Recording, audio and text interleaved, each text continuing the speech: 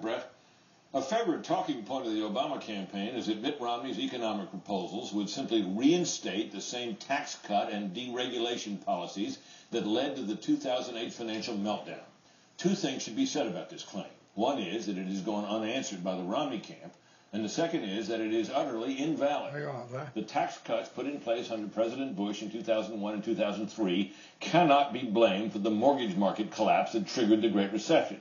In fact, they can be credited with helping the economy out of the recession of 2001-2002 and with helping overcome the later economic damage from Hurricane Katrina. And by the way, that expansion and the tax revenues it produced were sufficient to drive down the federal budget deficit for 3 years in a row, 2005 through 2007. This despite massive war spending. As for deregulation, President Obama himself has said that former President Bush put more regulations in place than he has in the same time frame. It is true that there is one bit of deregulation regularly blamed by liberal economists for helping create the speculative bubble that led to the financial crisis and the Great Recession. That was the lifting of the legal barrier between commercial and investment banking. But that barrier was lifted in 1990 in a bill signed into law by President Bill Clinton.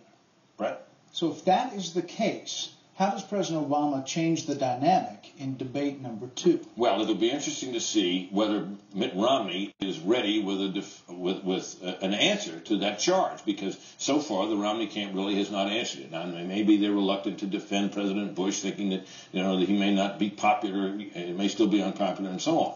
But I think how this issue stands and how well that talking point works, and I think it has worked to some extent for the Obama team, depends on whether Mitt Romney is ready to respond to it. All right, Brett, thank you. You bet. Adding insult to